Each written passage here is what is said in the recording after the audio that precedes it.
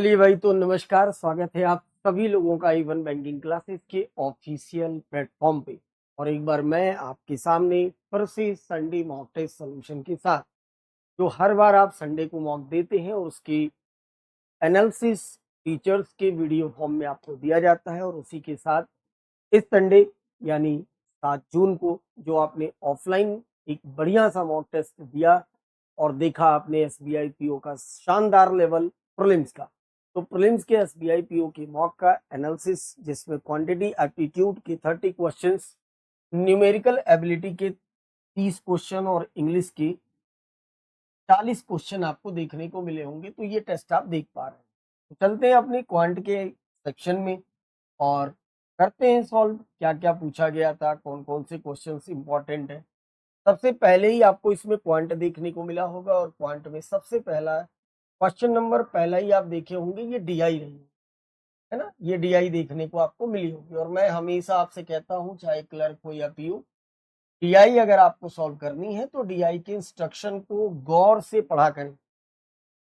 DI का instruction अगर गौर से आप पढ़ेंगे नहीं तो डीआई नहीं बनेगी, चाहे वो प्रीलिम्स की हो या फिर क्लर्क की। ठीक है, तो आओ पढ़ते हैं। देख क्या है इंस्ट्रक्शन में, देखना जरा। The table given below the show the total number of volleyball, bat and football sold by 5 different day. Also the ratio भी दे रखा है bat to 40 football, difference between the bat to football ये हमारे पास है। कह रहा रेशियो जो है वो बैट से फुटबॉल का है, बैट से फुटबॉल का रेशियो है, और जो डिफरेंस है रेशियो में वो बैट से फुटबॉल का है। तो एक चीज ये समझ में आ रही है कि अगर ग्राफ को गौर से देखा जाए तो देखो, ये जो डाटा दिख रहा है मंडे आपको, ये जो मंडे का डाटा आप देख रहे हैं, मंडे में टोटल 140 दिख रहा है। 140 क्या है, वॉलीबॉल, बैट और फुटबॉल तीनों के नंबर का सम है, जो सोल्ड का सम है, जितने बेचे गए है ना, तीनों मिलाकर बेचे गए हैं 140। मैं समझाता हूँ डीआई को, फिर उसके बाद डायरेक्ट क्वेश्चन लगाएंगे। कई लोगों को मैंने ये चीज गौर किया कि आप डीआई जो इस तरीके की आप देखते हैं तो पूरा आप डिकोड करते हैं बैठ के। क्यों डिकोड करते हैं? एक टेबल के रिस्पेक्ट में नई टेबल बनाना कौन सी बुद्धिमानी है, जहां 20 मिनट में आपको सारे सवाल बनाने हैं।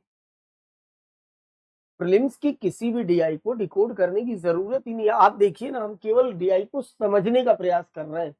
समझने के बाद आप देखना, बड़े प्यार से 3 सवाल हम बना लेंगे बिना इस डीआई को डिकोड किए। दूसरा ग्राफ है, बैट से फुटबॉल का रेशियो दे रखा है 5 और 1, और डिफरेंस जो दे रखा है वो भी बैट से फुटबॉल का है। तो मेरे समझ में ये बात आ गई कि ये डीआई कुछ ऐसी चलेगी कि 5 और 1 के बीच का डिफरेंस होगा 4, और ये 4 बराबर होगा 60 के, 1 बराबर होगा 15 के, 1 बराबर 15, तो 5 बराबर 75 और 1 बराबर 15। मतलब नंबर ऑफ बैट होंगे 75 और नंबर ऑफ फुटबॉल होंगी कितनी, 15। अब फुटबॉल और बैट अगर पता चल गया तो वॉलीबॉल निकालने के लिए इसमें से घटा देंगे, 15 और 75 जोड़ दीजिए 90, और घटा देंगे 140 में से आ जाएगा। इस तरीके की अप्रोच का यूज करके हम इस डीआई को लगाना है। इतनी सी बात अगर समझ में आ गई तो अब आप क्या कर रहे हो, सारे तोड़ तोड़ के लिखते जा रहे हो, लिखते जा रहे हो। क्यों, क्या काम है लिखने का? कोई जरूरत नहीं, लिखेंगे नहीं होंगे अटेम्प्ट, बिल्कुल भी जरूरत नहीं है। आओ देखो मैं कैसे लगाता हूं। चलते हैं पहले सवाल पे। मेरे समझ में आ गया ना, डीआई समझ में आ गई कि हमें करना क्या है, डीआई में दे क्या रखा है। हमें समझ में आ गया कि एक जगह इन्होंने डिफरेंस दे रखा है और एक जगह इन्होंने डिफरेंस का रेशियो दे रखा है, तो टूट जाएगा। हम चलते हैं सीधे पहले सवाल पे। पहला सवाल देखिए क्या है। पहला सवाल, अच्छा नोट वोट भी ध्यान रखिएगा, नोट भी लिखा हुआ है। कह रहा है जो वॉलीबॉल है वो मंडे के is equal to the football sold on Friday. Monday के वॉलीबॉल और फ्राइडे के फुटबॉल दोनों सेम है, ये ध्यान रखना होगा बस। ठीक है, बाकी ये 0 है। 1:1 का मतलब होता है आधा आधा। सारी बातें बिल्कुल क्लियर है। पहले सवाल पे चलते। पहला सवाल क्या है भैया, कह रहा है कि there are 2 types of volleyball sold A and B on Thursday. अब थर्सडे को जो वॉलीबॉल है वो 2 तरीके के हैं, ए और बी के 2 तरीके के हैं। तो थर्सडे को वॉलीबॉल कितने हैं पहले तो ये देख लें हम लोग। थर्सडे का आपको वॉलीबॉल निकालना है। टोटल कितना है ये 140, टोटल कितना है 140। तो आप बस ऐसे लगाइए ना कि सर ये 5 यूनिट बराबर है 20 के, 1 यूनिट 4 होगा, 3 यूनिट से 60 होगा और 2 यूनिट से 40 होगा, 2 यूनिट से 40 होगा। मतलब ये जो ग्राफ था किसका था, बैट और वॉलीबॉल का। तो बैट हो गए 60, वॉलीबॉल हो गए 40, 60 40 100, 140 में से 100 घटा दीजिए। आप और नहीं लगाना था, 140 में से 100 घटा दीजिए। थर्सडे के वॉलीबॉल चाहिए आपको, वॉलीबॉल, तो 140 में से 100 घटा दीजिए, कितने हो गए 40 हो गए। अब ये जो 40 वॉलीबॉल हैं ये दो तरीके के, ए और बी, ए और बी दो तरीके के हैं। क्वेश्चन में कुछ और भी कहा था, कह रहा है आपसे क्वेश्चन में कि जो ए वॉलीबॉल है वो 66.66% दैट ऑफ बी का है, बी का ए जो है वो 66.66% है, न ज्यादा न कम है, 66.66 है। दिस इज 2/3, मतलब यहाँ अगर 3 है तो यहाँ कितने हैं, 2 हैं, यहाँ 3 तो यहाँ 2 है। कह रहा है बी के वॉलीबॉल बता दीजिए, टाइप बी के वॉलीबॉल बता दीजिए। 3 और 2 5 यूनिट हो जाएगा, कितना 40, 5 यूनिट 40, 1 यूनिट 8, तो 8 तरीके बी बताने हैं, 8 से 3 में मल्टीप्लाई कर दीजिए, 8 तरीके 24। जनाब ऐसा करने में 40 सेकंड से ज्यादा नहीं लगेगा, आप पूरी डीआई डिकोड कर दिए। पहला सवाल सिर्फ और सिर्फ थर्सडे पे डिपेंड था, हमने थर्सडे को और दी, क्योंकि ये जो लेफ्ट हैंड का रेशियो और डिफरेंस वाला सेक्शन है ये बहुत इजी है, इसमें दिमाग लगाने नहीं थे। कभी भी प्रीलिम्स की किसी भी डीआई को डिकोड मत किया करिए, गांठ बांध ली। क्वेश्चन पढ़िए, क्वेश्चन जिस कॉलम को इंडिकेट कर रहा हो कि इस कॉलम से क्वेश्चन उठाया गया है, आप सिर्फ उतना डेटा कैलकुलेट करिए। एक टेबल बना के आपको दी गई है, उसके रिस्पेक्ट में आप एक और टेबल बना रहे हैं और फिर कह रहे हैं सर अटेम्प्ट्स कम हो रहे हैं। तो बुद्धिमान है आप मैं क्या बोलूं आपको। यानी सही जवाब इसका हो जाएगा 24, 24 बिल्कुल सही जवाब। एक सवाल और देखिए, वादे के अनुसार 3 हमेशा बताता हूं मैं, बताऊंगा 3। दूसरा क्वेश्चन देखिए, कह रहा है कहानी है वेनेसडे की, 20% of the equipment sold are defective, out of which 9 equipment are bat, और जो रेशियो डिफेक्टिव वॉलीबॉल और फुटबॉल का है वो 5 और 6 है। तो आपको डिफेक्टिव बैट बताने हैं, फाइंड द डिफेक्टिव बैट यानी 9, और फुटबॉल बस ये बताना। अब देखो वेनेसडे के टोटल इक्विपमेंट का 20% इक्विपमेंट बेकार, सुनना जरा। वेनेसडे को टोटल कितने हैं 100, 100 है, 100 में से देखो कितना और नहीं लग रहा है सवाल, 100 टोटल है इक्विपमेंट, इसमें से 20 बेकार है, 20% बेकार, यानी 20 ही बेकार हुए। टोटल बेकार कितने हुए, 20 हुए, 20 में से 9 तो बैट है, 20 में से 9 बैट बेकार है, यानी 11 जो होंगे वो वॉलीबॉल प्लस फुटबॉल होंगे, 11 जो होंगे वॉलीबॉल प्लस फुटबॉल होंगे। और इसका वॉलीबॉल और फुटबॉल का रेशियो 5 और 6 दे रखा है। आपने देखा 11 यूनिट 11 के बराबर है तो 5 यूनिट 5 के बराबर होगा, और 6 यूनिट चाहिए। सब लिखने वाली बात थोड़ी है, तो पढ़ते ही समझ में आ रहा है। आपसे कहा था बता दीजिए, आप आपसे क्वेश्चन में कहता बता दीजिए, find the bat, defective bat और डिफेक्टिव फुटबॉल। डिफेक्टिव बैट ये है 9 और डिफेक्टिव फुटबॉल ये है, ये तो 9 और 6 जोड़ दोगे, 9 और 6 जोड़ देंगे 15 हो जाएंगे, है ना। इसी के लिए आप डीआई को डिकोड करते हैं, 15 ऑप्शन हो जाएगा, ये रहा 15, 15 हो गया ऑप्शन। आगे बात समझ में देख रहे हैं कैसे लग रहा है। क्वेश्चन नंबर तीसरा देखिए आप, आपने भी तो लगाया ही होगा ना। अप्रोच बेटा मैं कई बार कहता हूँ अप्रोच सीखनी पड़ेगी। कहानी सैटरडे की है, आउटर डेटा का सवाल है। Number of bat are sold 20% more than that of Monday. अब मंडे में बैट कितने हैं, उससे 20% ज्यादा। मंडे ये रहा 140 टोटल है, बैट निकालना है। बैट निकालना बहुत आसान है। 5 और 1 कितना होगा? 6, 6 यूनिट। 1 मिनट रुक जाओ, थर्सडे डिफरेंस लेना था ना, रेशियो के बीच का डिफरेंस, बैट और बॉल के बीच का डिफरेंस है 20 तिहाई 60। अच्छा, ये डिफरेंस था, 1 मिनट रुकिएगा, माफ करिएगा, यहाँ पे ये डिफरेंस का मामला था, मैंने लिया डिफरेंस और लिखा सम। यहाँ डिफरेंस कितना है? 1 यूनिट 20 है, 1 यूनिट 20 है, तो 20 तिहाई कितना हो जाएगा? 60, और ये 40। ठीक है, लिया डिफरेंस और लिखा मैंने समता, ये 60 और ये 40। ठीक है, इसको देख लेना, यहाँ भी क्या है? डिफरेंस है, सम नहीं है बल्कि ये डिफरेंस। तो डिफरेंस का मतलब कि 5 और 1 का मतलब हो गया 4 यूनिट। 4 बराबर हो जाएगा 60, 1 बराबर 15 चौके 60 होता, तो 15 बचे कितना हो गया? 75, और 15 एकम 15। तो हमें क्या निकालना था? बैट निकालना था। तो बैट हो गए कितने? 75%। मंडे के जो बैट है, मंडे के बैट, ये 75% है, 75 है। इससे कह रहा है 20% ज्यादा होंगे सैटरडे के बैट, सैटरडे के बैट 20% ज्यादा। तो 75 दूना कितना हो जाएगा? 150। 3/4 करोगे, 1/5 करोगे तो 15 बढ़ जाएंगे, यानी 90 हो जाएंगे, 90 हो जाएंगे। और क्या दिया हुआ है क्वेश्चन? इजी है भाई, बहुत इजी है। बैट हो गए 90।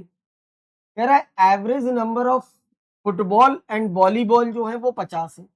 तो अगर वॉलीबॉल फुटबॉल और वॉलीबॉल का एवरेज 50 है, तो 50 में 2 का गुणा करोगे तो ये दोनों का सम हो जाएगा। Find the total equipment sold on Saturday, यानी तीनों का सम। तो 100 प्लस 90 बराबर हो गया, 3 ही इक्विपमेंट है, तो ये कितने हो गए? 190, 190। बस, कहाँ डीआईडी कोड करने की जरूरत पड़ रही है? डिफरेंस लेना है, डिफरेंस लेकर लगा लेना है। 3 सवाल हमेशा बताता हूं, मैंने आपको 3 बता दिए, 3 बता दिए, बचे हुए 2 आप लगाइए।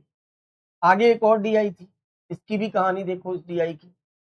कह रहा है pie chart given below show the number of science and commerce student in 5 different year, 2012 से लेकर 2016 तक। जो दूसरा पाई चार्ट है वो परसेंटेज ऑफ कॉमर्स स्टूडेंट का शो कर रहा है। तो एक बात मेरी समझ में आई कि ये जो पहला वाला ग्राफ दिख रहा है, ये कॉमर्स और साइंस दोनों मिलाकर, जबकि दूसरा वाला ग्राफ जो दिख रहा है आपको पाई चार्ट, वो सिर्फ कॉमर्स का है। तो अगर पहला ग्राफ कॉमर्स और साइंस का है, कॉमर्स और साइंस मिलाकर है, दूसरा वाला ग्राफ केवल और केवल कॉमर्स का है, तो अगर मुझे साइंस निकालना होगा तो पहले वाले में से दूसरे वाले ग्राफ को घटाना पड़ेगा, तब जाके किसी का भी हमारे पास साइंस स्टूडेंट आएंगे। एक लॉजिक ये समझ में आया। दूसरा लॉजिक, आप इस बात को जानते हैं भली बात कि अगर पाई चार्ट परसेंटेज ब्रेकअप दिखे, परसेंटेज में तोड़ा हो, तो हमेशा परसेंटेज होता क्या है? सारा जोड़ेंगे 100% के बराबर होगा। तो आप कह सकते हैं कि 100% की वैल्यू 2400 होगी, 100% की वैल्यू 2400। तो सिर्फ और सिर्फ इसके लिए 1% निकाल कर रखिए। 1% की वैल्यू कितनी हो गई? 24। 1% की वैल्यू 24 होगी। ठीक, सेम।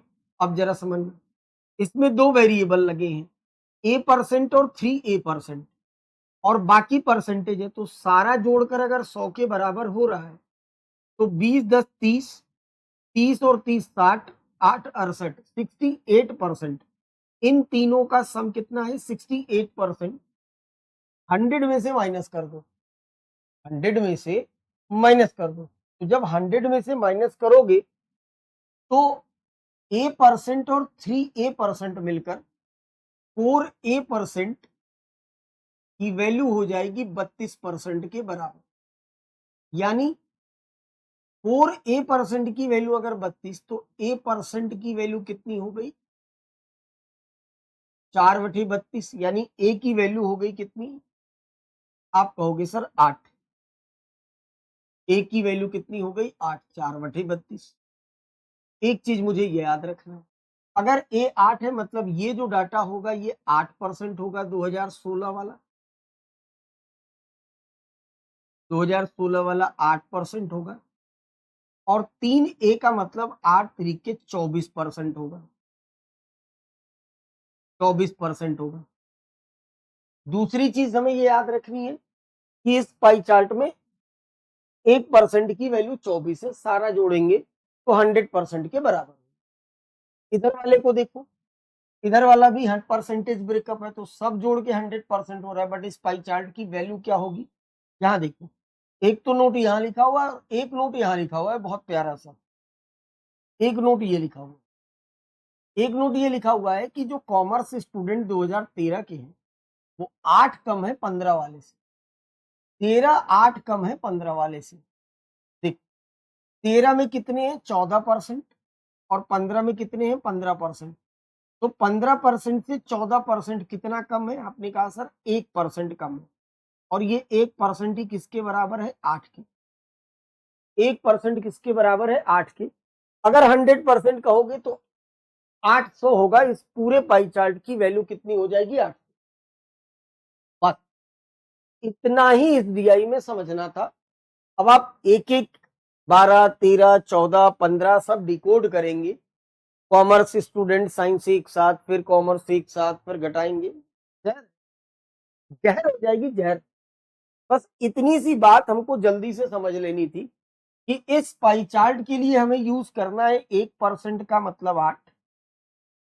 1% का मतलब 8 और इस पाई चार्ट में 1% का मतलब कितना हो जाएगा? 24। 1% का मतलब कितना हो जाएगा? 24। बस इतनी सी चीज हमें याद रखनी है और कुछ भी नहीं करना। सीधा क्वेश्चन पे अटैक करेंगे। सीधा सीधा क्वेश्चन पे अटैक करते हैं। पहला सवाल आइए देखिए। देखिए कितनी आसानी से लगेगा। अप्रोच देखिए आप लगाने की, कैसे लगाना था मॉक देते समय। बाकी फुर्सत से आप घर जाके लगा रहे होंगे, सारे बन जा रहे होंगे, बट उनका कोई मतलब नहीं है। आप ये भी जानते हैं कि दिए गए टाइम ड्यूरेशन में अगर चीजें नहीं बनेंगी तो उसका कोई मतलब निकलता नहीं है। कह रहा है डिफरेंस बताओ। डिफरेंस बताना है किसके बीच? Commerce student 2016 and science student 2022 2012 is what percent of total student 2013। कह रहा है कि डिफरेंस कॉमर्स 2016 और साइंस 2012। कॉमर्स देखना मैं कैसे लगाऊं। 2016 के बीच डिफरेंस, साइंस 2012। ये जो डिफरेंस आएगा, ये जो डिफरेंस आएगा ये कितने परसेंट है? किसका परसेंट है? मतलब रेशियो लगाइए। किसका कितने परसेंट है? Total student 2013। Total student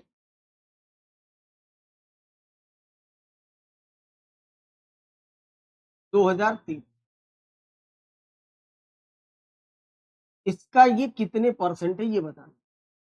commerce चाहिए 2016 की। आओ ग्राफ पे चलते हैं। सीखना है ना, सीखना। आप फिर लगाना, 3 ही लगाऊंगा मैं, बाकी आप सीखना। कॉमर्स ये है 2016, ये दिख रहा है 2016, ये दिख रहा है। 1% की वैल्यू 8 है तो 16% की वैल्यू। आप कहोगे सर कॉमर्स के जो बच्चे होंगे वो 8 गुणे 16 होंगे, माइनस साइंस 12 चाहिए। साइंस 12 तब निकलेगा जब टोटल में से कॉमर्स हटाएंगे। 2012 में टोटल स्टूडेंट है 20%। 1% कितना है? 24। तो 20% कितना होगा? 20% कितना होगा? आप कहोगे सर 24 इंटू 20 माइनस माइनस। बात किसकी है? 2012। 2012 25% कॉमर्स है, यानी 1% 8 है तो 25%।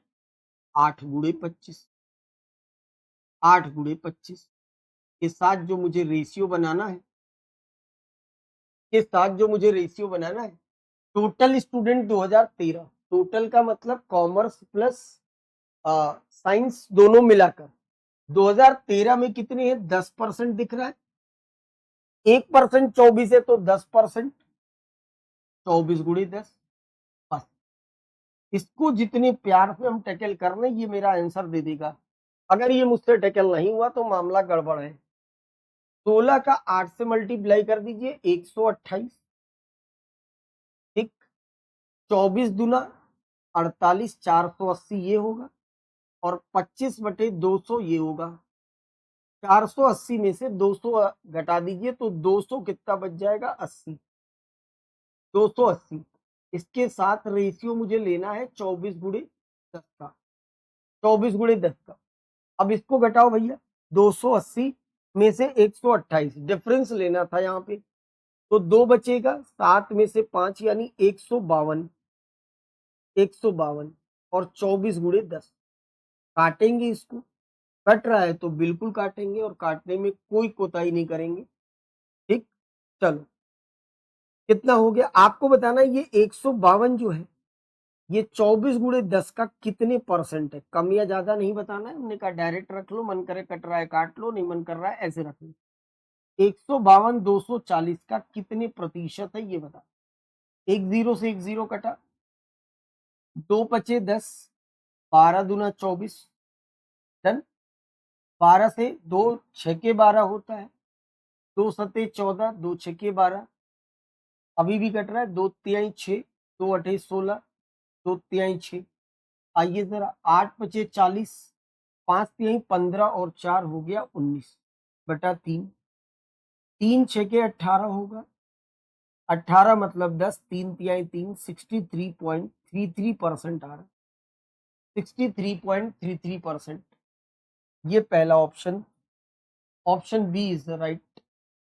बी ऑप्शन बिल्कुल सही है, कोई गलती हमने कहीं नहीं की। आप समझ पाए लगाने का तरीका कि आपको डाटा ही उठाकर लगाना है, डिकोड नहीं करना है। आप देख रहे हैं मैंने कैसे लगाया। पांचों सवाल में ये एक सवाल शहर है, बट देखिए कितना आसान है। आप देखिए क्वेश्चन नंबर 7 देखिए, मैं लगाता हूं फिर से, जो नहीं सीख पाए फिर से सीख। क्वेश्चन नंबर 7 देखिए।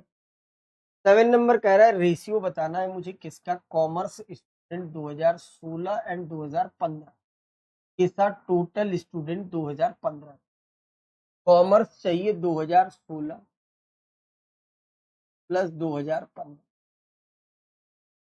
के कॉमर्स स्टूडेंट के साथ टोटल स्टूडेंट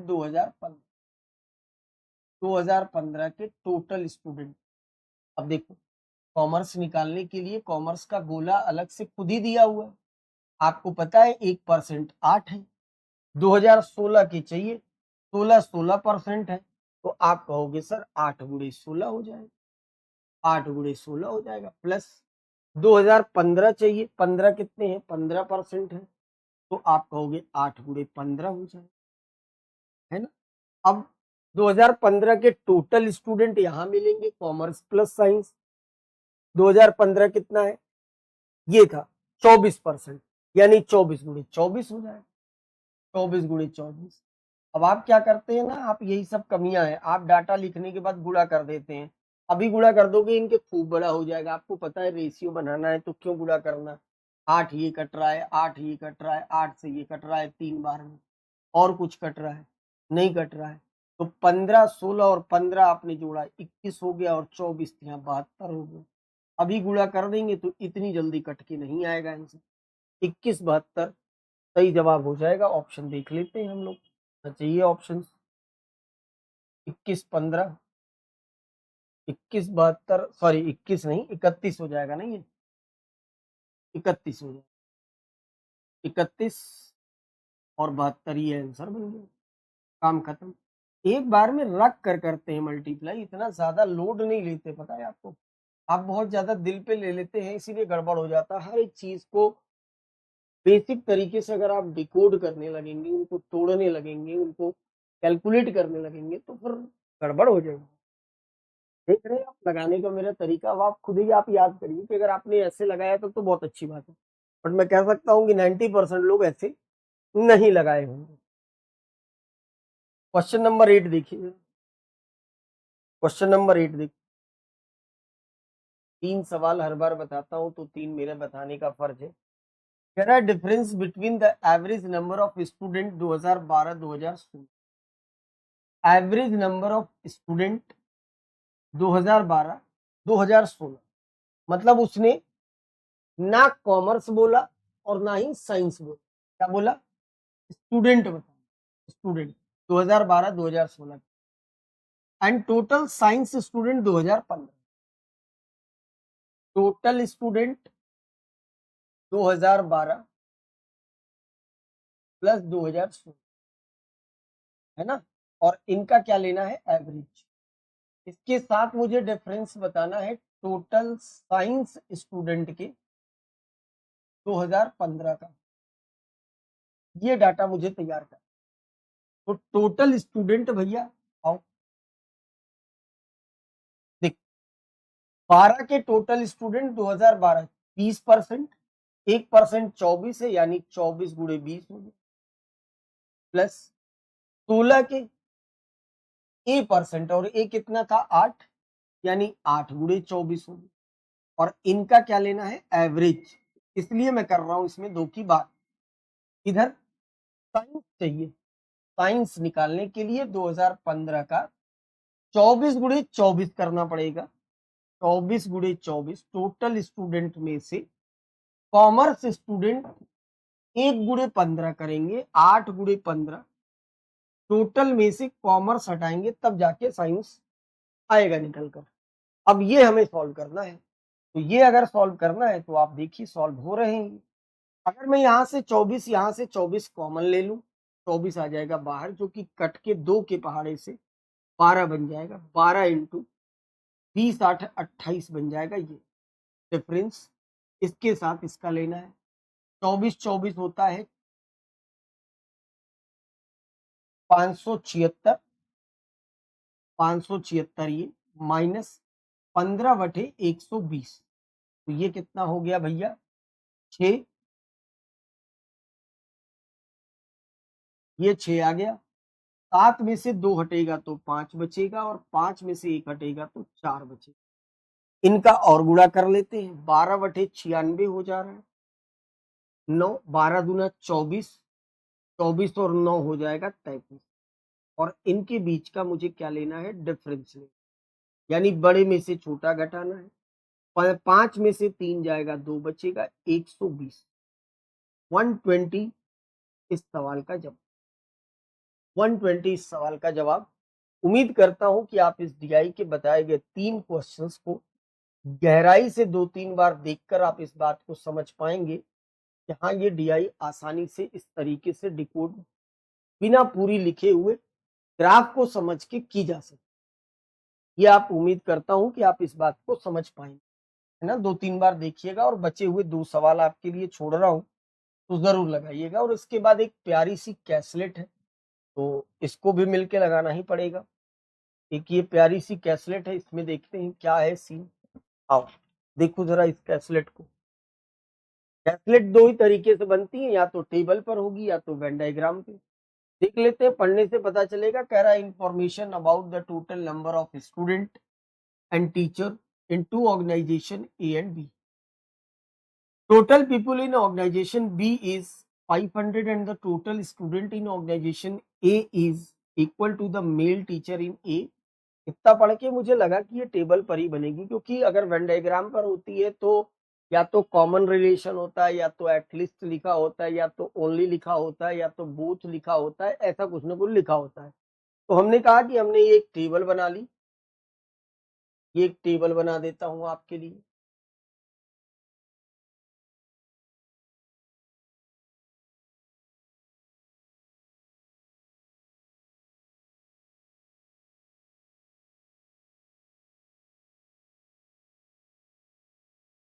ए बना लीजिए, बी बना लीजिए।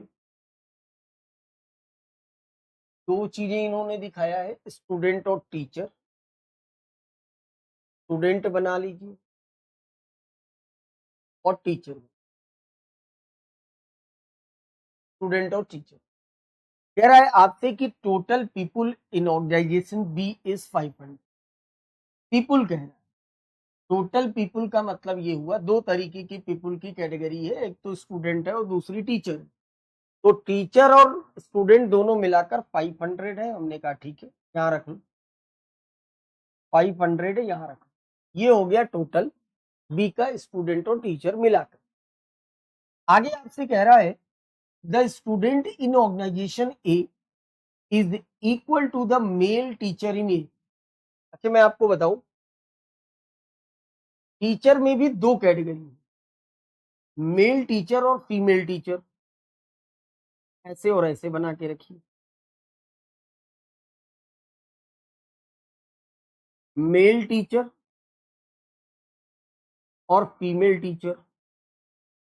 स्टूडेंट में भी दो कैटेगरी है, मेल स्टूडेंट और फीमेल स्टूडेंट। तो मुझसे उसने बोला कि the total student in organisation A is equal to the total student का मतलब मेल स्टूडेंट और फीमेल स्टूडेंट दोनों मिलाकर, male student and female student A is equal to the male teacher in a, mail teacher in ए। अब देखो, male teacher अगर मैं कह दूं कि ये मेल टीचर है, मेल टीचर ए के मेल टीचर के बराबर है टोटल स्टूडेंट ऑर्गेनाइजेशन ए के। टोटल का मतलब जितने ये है, समझना, जितने ये है उतने ये टोटल होंगे मेल और फीमेल मिलाकर। इन दोनों का सम मेल के बराबर होगा, ऐसे याद रखिएगा। Male student in a is half male student a, यानी ये आधा है किसका, देखो पढ़ते हैं आगे। The female teacher in a, female teacher in a मतलब फीमेल टीचर इन ए, ये अगर 2 यूनिट है तो ये मेल जो है ये 1 यूनिट है, आधा। ठीक, आगे लिखा है the sum of male student and female student, sorry, male student and female teacher in a, male student and female teacher in a, इनका सम यानी 2 और 1 मिलाकर 3, ये बराबर है मेल स्टूडेंट इन बी के, बी के मेल के बराबर है। बी में भी मेल है, फीमेल, मेल, फीमेल।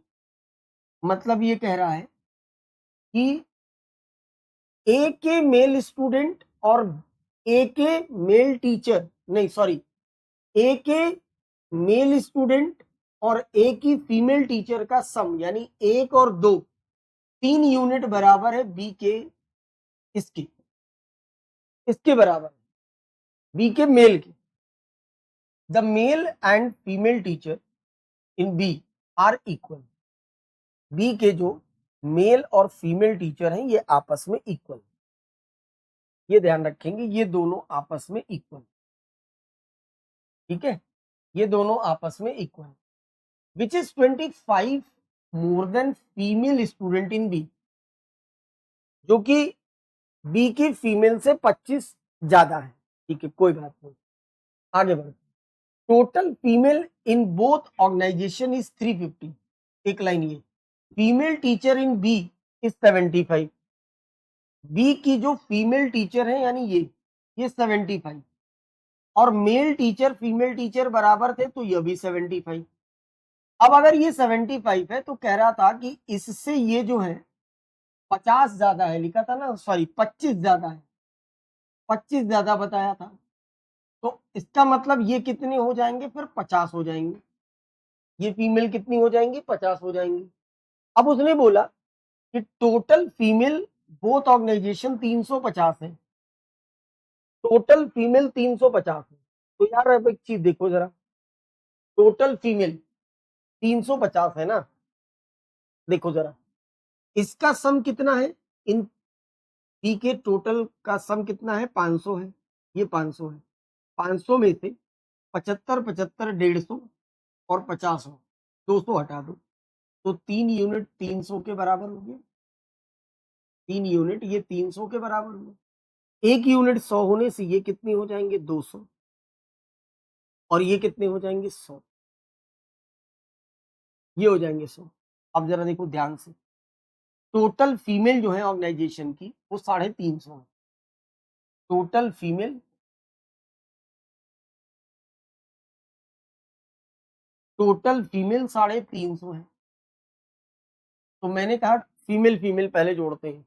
एक ही फीमेल पता नहीं है, टीचर वाली में फीमेल 200 है, ये 50 है, और ये 75 है। तो ये 125 और 200 जोड़ देंगे तो 325 हो जाएंगे।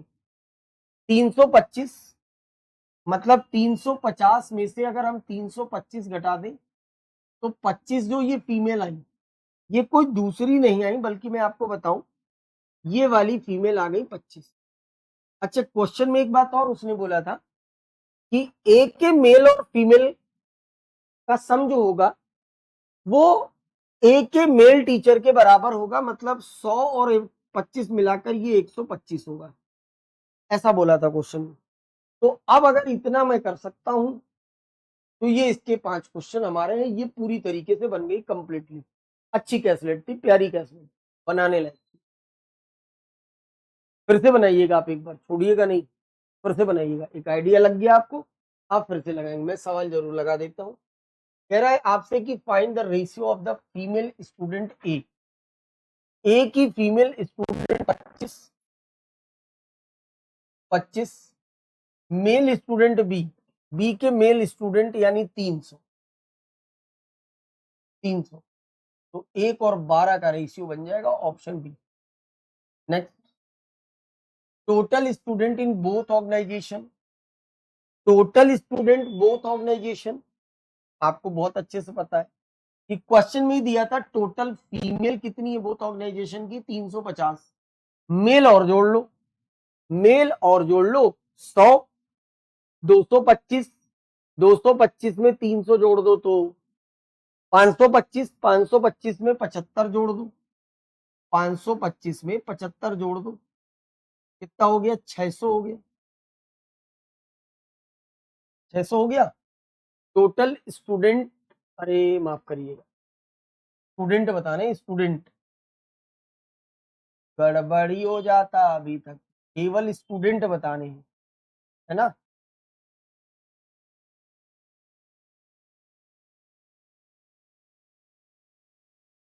स्टूडेंट बताने हैं, ये बोला है टोटल स्टूडेंट बताइए। टोटल स्टूडेंट मतलब बोथ ऑर्गेनाइजेशन, ए और बी के टोटल स्टूडेंट बताने हैं। तो 100 और 25 मिलाकर 125 ए के हैं, 125 ए के हैं, और 300 और 50 मिलाकर 350 बी के हैं।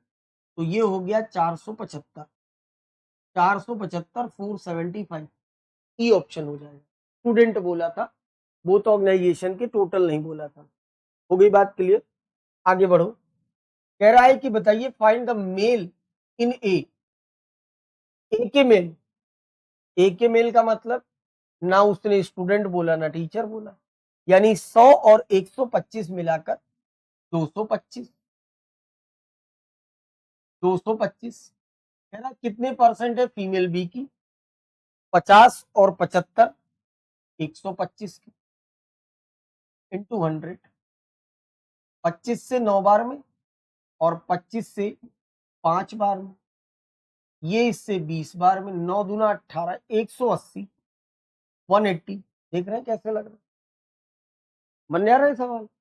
बचे हुए 2 सवाल आप बनाएंगे, ये आपसे विनम्र निवेदन है। ठीक है भाई, अब आ जाओ क्वेश्चन नंबर 16। यहाँ से अर्थमेटिक की शुरुआत है, इजीली लगा सकते हैं, कोई दिक्कत नहीं है। 16 नंबर क्वेश्चन देखिए, कह रहा है कि वेट ऑफ एक्स स्टूडेंट का 62 है, नंबर ऑफ स्टूडेंट्स कितने हैं एक्स, और एवरेज वेट है 62 केजी पर 62। कह रहा है ग्रुप से इफ 2 पर्सन हुज वेट 82.5 और 78.5, 2 लोगों ने छोड़ा, एक का वजन 82.5 है, दूसरे का वजन 78.5 है। तो आप कहेंगे सर 5 5 10, 8 2 10 और 1 11, 161 किलोग्राम वजन कम हुआ। सही। एवरेज पता है एक्स स्टूडेंट का, तो एवरेज और एक्स का मल्टीप्लाई करोगे टोटल वजन बनेगा। उस टोटल वजन में से 2 आदमी हट जा रहे हैं, 2 आदमी हट रहे हैं तो इतना वजन कम हो रहा है, इतना कम हो रहा है। लेकिन जो पर्सन आ रहा है उसका वजन 162 है, 162 जुड़ रहा है। जुड़ने वाले व्यक्ति का वजन 162 किलोग्राम है, 162 किलोग्राम है। तो आपने देखा कि एवरेज जुड़ने के बाद 65.5 हो जा रहा है। पहले एवरेज था 62 और अब हो रहा है 65.5 किलोग्राम एवरेज हो रहा है। लेकिन स्टूडेंट्स कितने हैं? एक्स नहीं रहे स्टूडेंट, अब स्टूडेंट x-1 हुई। कैसे पता चला सर आपको? हमें ऐसे पता चला कि मेरे पास x लोग थे, उसमें से 2 लोग गए लेकिन आया 1 लोग है, तो जितने नंबर ऑफ स्टूडेंट पहले थे उससे 1 कम होगा बाद में, तो x-1 हो गया। मैंने एक चीज बड़ी गौर से देखी कि जो एवरेज में गिरावट आ रही है, एवरेज जो है वो 62 से बढ़कर 65.5 हो रहा है, यानी 3.5 एवरेज बढ़ रहा है, बढ़ रहा है। और 3.5 अगर एवरेज बढ़ रहा है तो जो गए थे उनका वजन था 161 किलोग्राम, जो आया वो 162 किलोग्राम का है। मतलब 1 किलोग्राम वजन बढ़ रहा है। और ये 1 किलोग्राम किस पर फर्क पड़ेगा? पुराने डेटा पे जब फर्क पड़ेगा तो 66.5 से एवरेज सबका एक एक बढ़कर ये बराबर हो जाएगा 66.5 के बराबर हो जाएगा। तो आपसे पूछा क्या है? आपसे पूछा था नंबर ऑफ स्टूडेंट बता दीजिए। ये इसका कितने टाइम है? अगर हम लोग गौर से देखें 19 या 57, 19 टाइम है, यानी नंबर ऑफ स्टूडेंट्स कितने हो गए? 19 हो। इस अप्रोच से इसको लगाना था, थोड़े दिमाग को समझ कर कि गए हैं 2 लोग, आए हैं 1 लोग। वजन में जो फर्क हो रहा है वो सिर्फ 1 का हो रहा है। तो औसत जो नया वाला है वो 65.5 है, तो उस पर एक एक वजन सबका बढ़ जाएगा, बढ़ेगा। तो नया वजन जो हो जाएगा वो 66.5 हो जाएगा एवरेज, और 3.5 एवरेज इंक्रीज हुआ है, तो 1 यूनिट की वैल्यू 19 होने की वजह से या नंबर ऑफ स्टूडेंट 19 हो जाएंगे। क्वेश्चन नंबर 17 देखिए, 17 नंबर क्वेश्चन।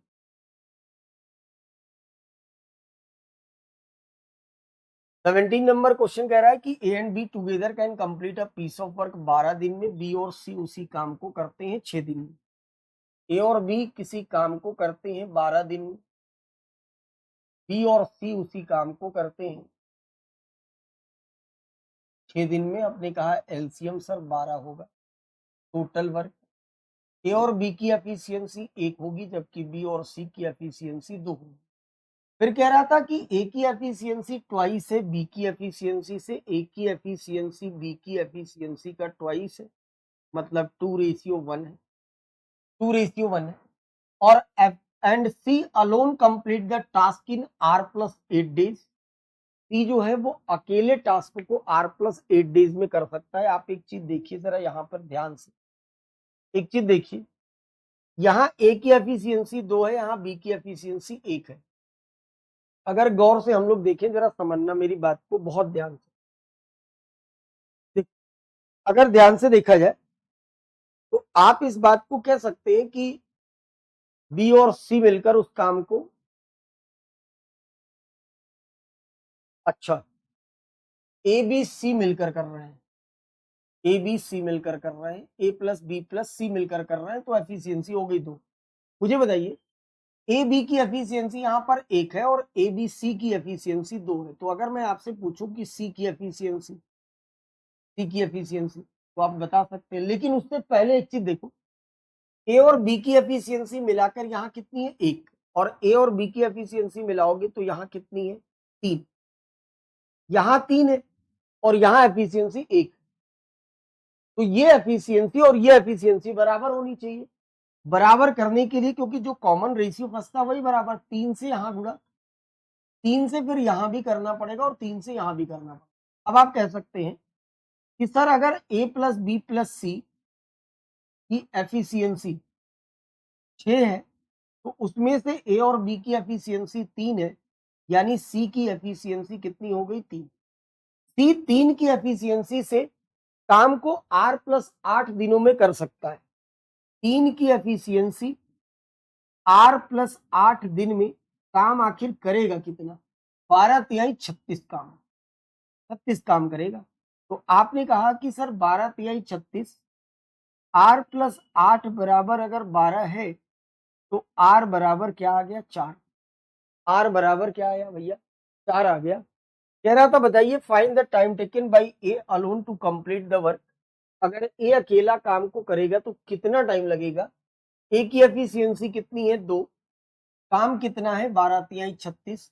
तो ए को अकेले करने में कितना टाइम लगेगा? अगर ए अलोन निकाला जाए, ए अलोन निकाला जाए तो 36 बटा 3, 12 तिहाई 36, 12 दिन लगेंगे। लेकिन ऑप्शंस आर के फॉर्म में दिया है और आर की वैल्यू मेरे पास 4 है, तो ऑप्शन मिलाने वाली बात है। 4 है तो 12 तिहाई 36 4 रखेंगे तो ये 18 होगा।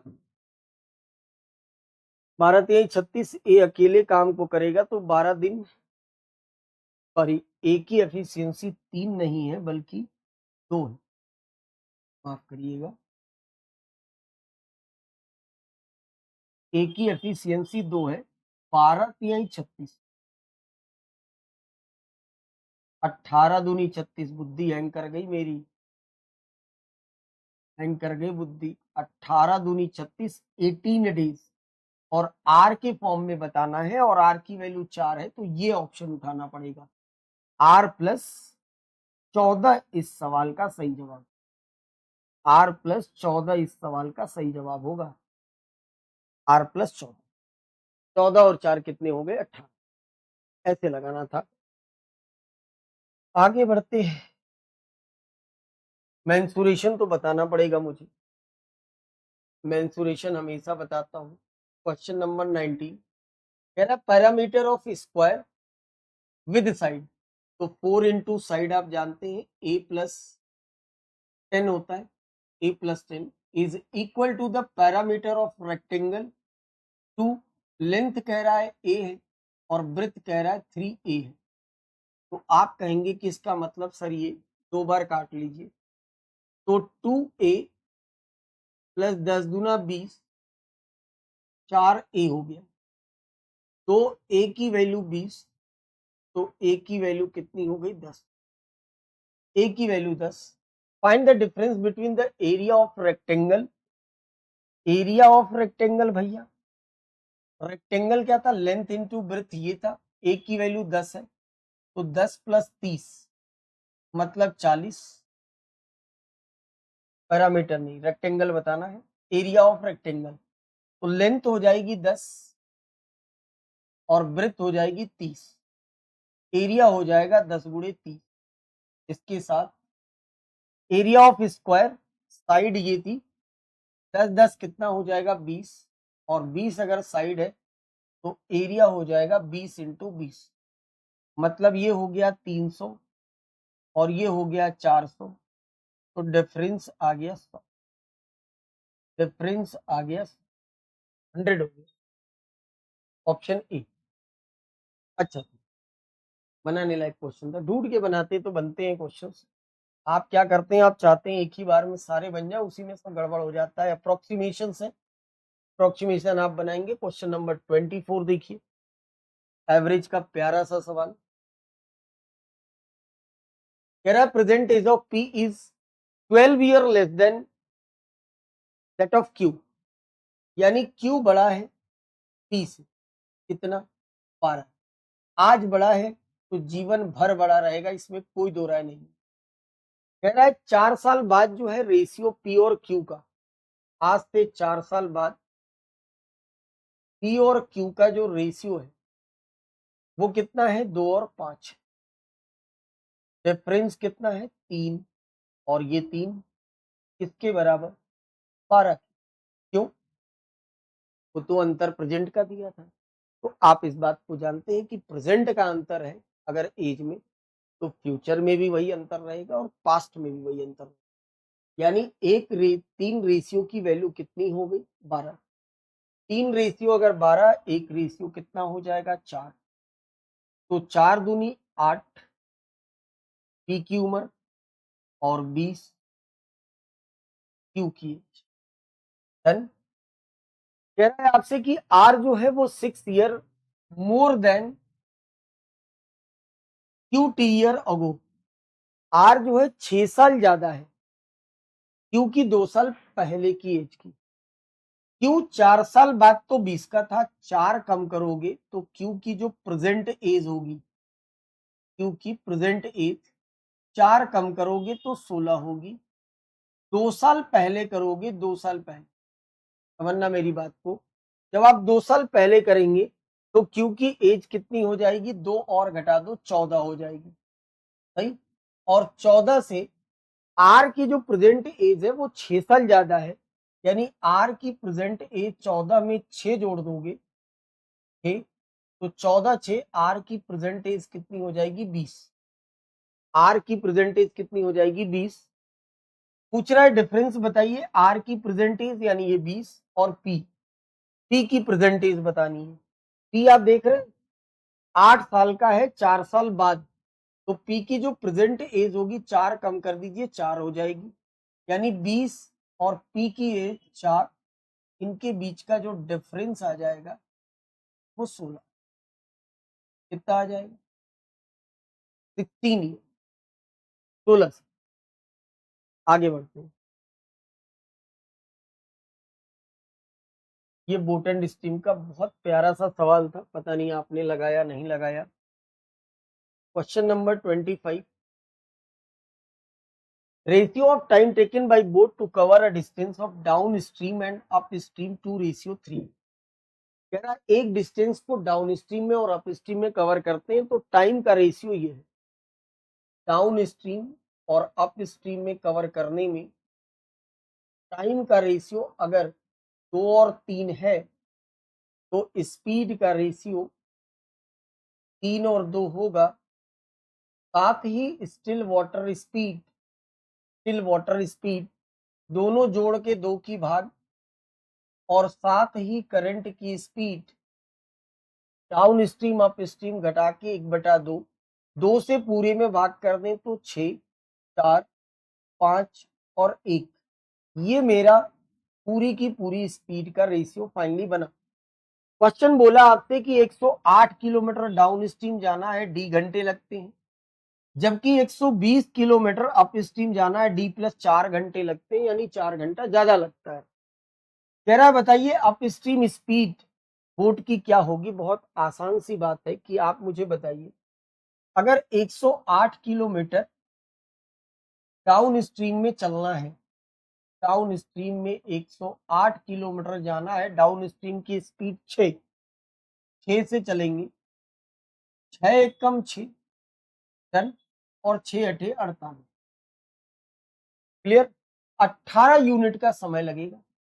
जबकि अप स्ट्रीम में अगर आप 120 किलोमीटर अप स्ट्रीम की स्पीड 40 से चलेंगे तो 30 यूनिट का समय लगेगा।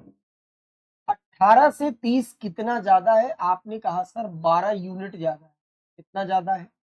12 यूनिट ज्यादा है। और ये 12 ही बराबर है किसकी? 4 घंटे की। 4 घंटे कहां से आया? इधर डी घंटे लग रहे थे तो इधर डी प्लस 4 आवर्स लग रहे हैं, यानी 4 घंटा ज्यादा लग रहे हैं। 1 यूनिट की वैल्यू हो गई 1/3 घंटे। अगर 1/3 घंटे लग रहे हैं 1 यूनिट में, तो आपको बताना है up stream speed.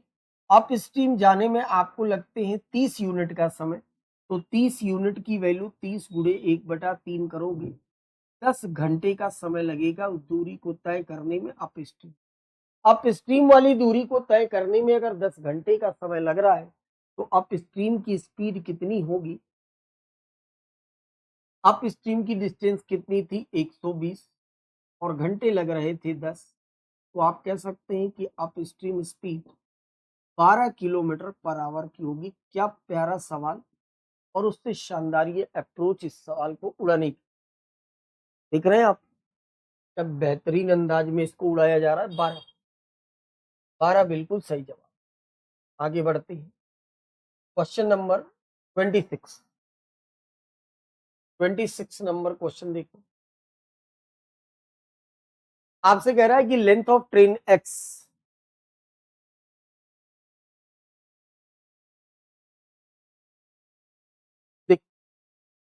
length of train x is equal to the sum of length of train y and z together. Length of train x is equal to the y and z together. इन दोनों की length के बराबर. y length z is 20% more than y.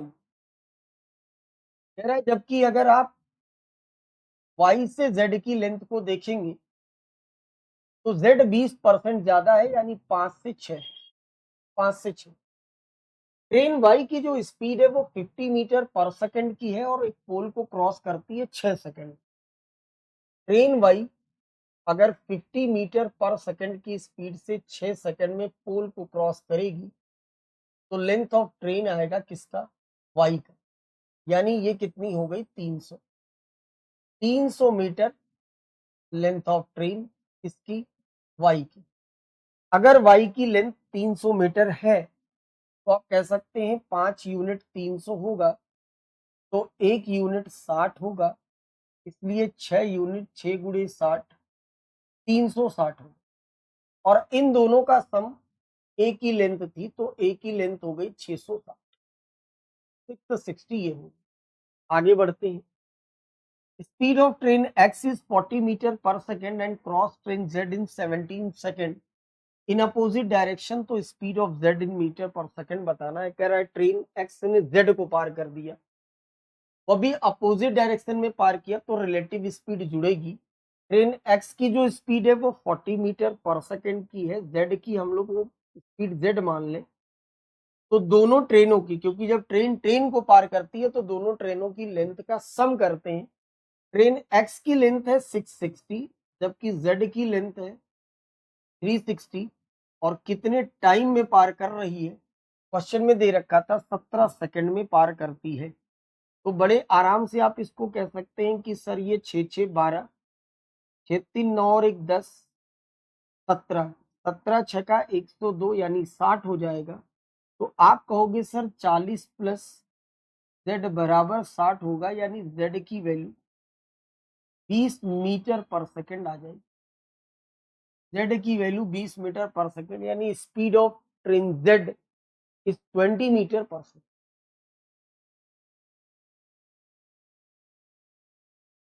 ये question मैं नहीं बता रहा. Question number 27 1000 बार ऐसे सवाल क्लर्क में करा चुका हूं तो ये हलवा सवाल है. मुझे नहीं लगता इसको बताना चाहिए. जो चीज बता चुका हूं उसको बताने का कोई लॉजिक नहीं बनता.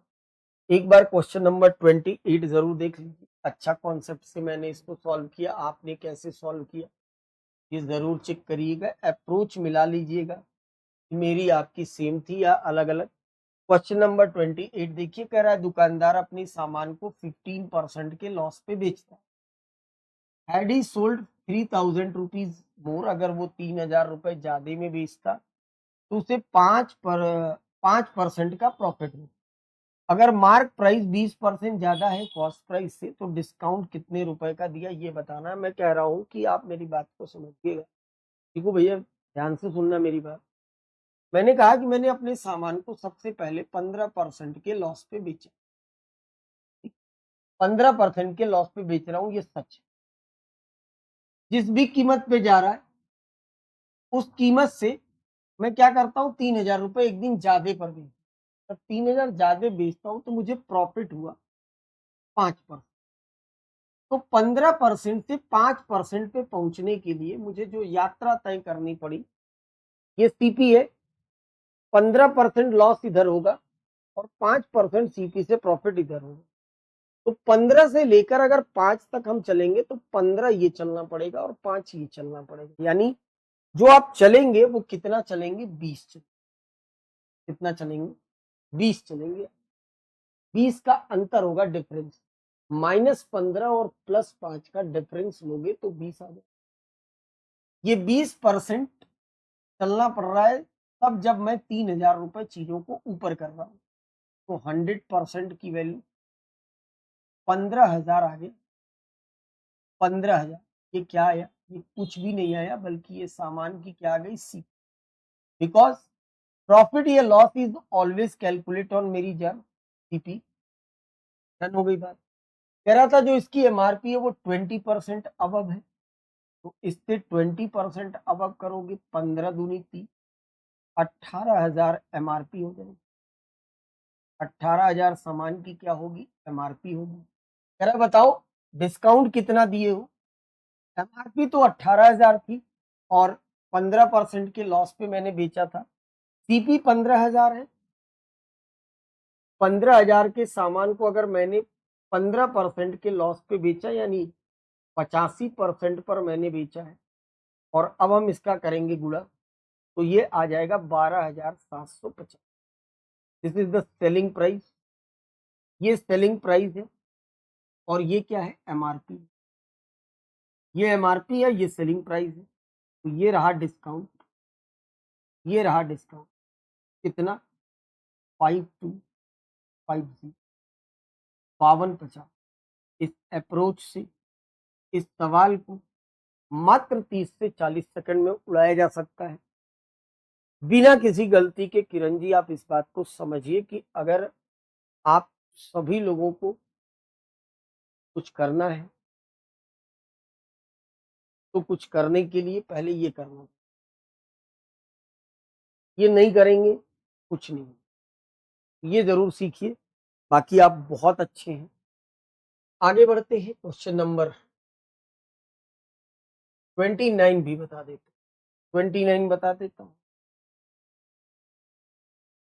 क्वेश्चन नंबर 29 कह रहा है आपसे, पढ़ के लगा लेना था, इस सवाल में कोई बहुत बड़ा रॉकेट नहीं था।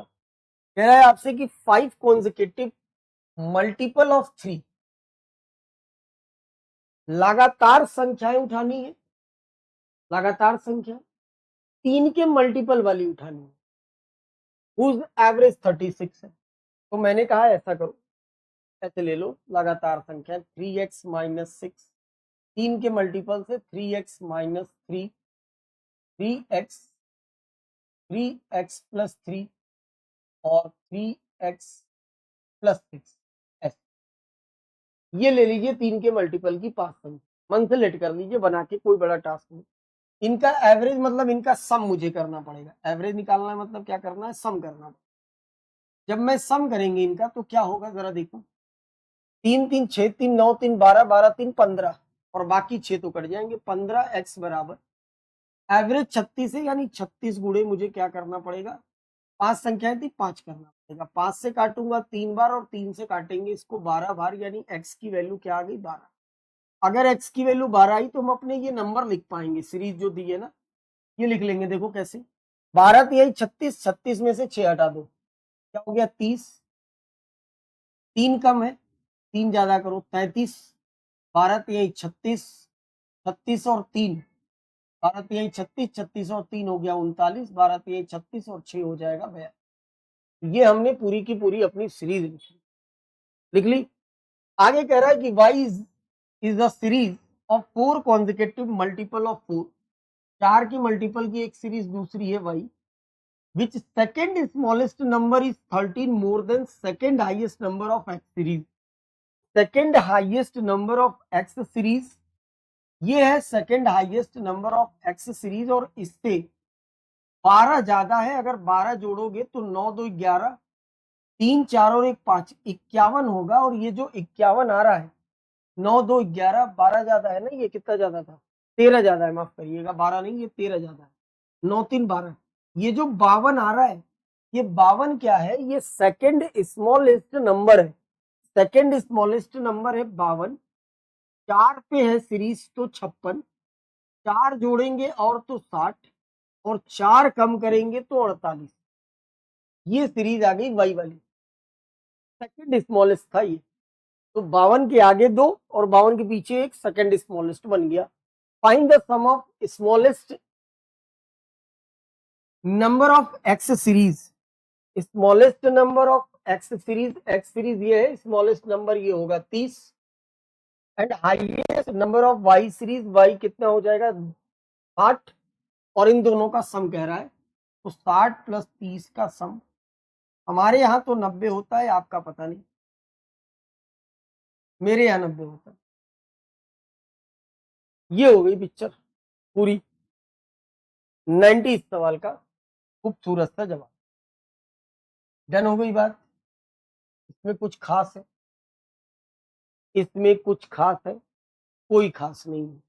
ये सवाल आप लगाएंगे। तो ये था मेरी तरफ से पूरा कंप्लीट एनालिसिस जो आपको करके दिया गया। 30 नंबर क्वेश्चन मिक्सचर एलिगेशन का है, आप खुद लगाइएगा, कुछ भी नहीं, 50 बार करा चुका हूं। और अगर ना लगे तो अब भी 2 दिन पहले आज के फ्राइडे में यूट्यूब पर मिक्सचर एलिगेशन की बिना पैसे की वीडियो पड़ी है, जिसकी औकात आप और न वैल्यू आप कुछ समझते हैं। कृपया विनम्र निवेदन है कि उसकी पूरी वीडियो देखकर क्वेश्चन नंबर 30 लगा लीजिए, अपने आप लग जाएगा। और ना लगे कागज कलम लेके मेरे पास आइए। समझ में आई बात? तो ये थे कंप्लीट एनालिसिस, और बाकी सारी जानकारी अलग अलग सब्जेक्ट की अलग अलग खिलाड़ी से आपको मिल गई होगी। तो इस तरीके से ये टेस्ट आपको कंडक्ट करा के दिया गया था, जिसका आनंद आप पूरी तरीके से लिए और अच्छे से आप तैयारी करें। एसबीआई पीओ का एक अच्छा सा मॉक तो 2 बार 3 बार रिवीजन जरूर करें। मुलाकात होगी फिर किसी अन्य वीडियो के साथ इसी चैनल पर अपने वक्त पे। तब तक के लिए बहुत बहुत धन्यवाद। Thank you.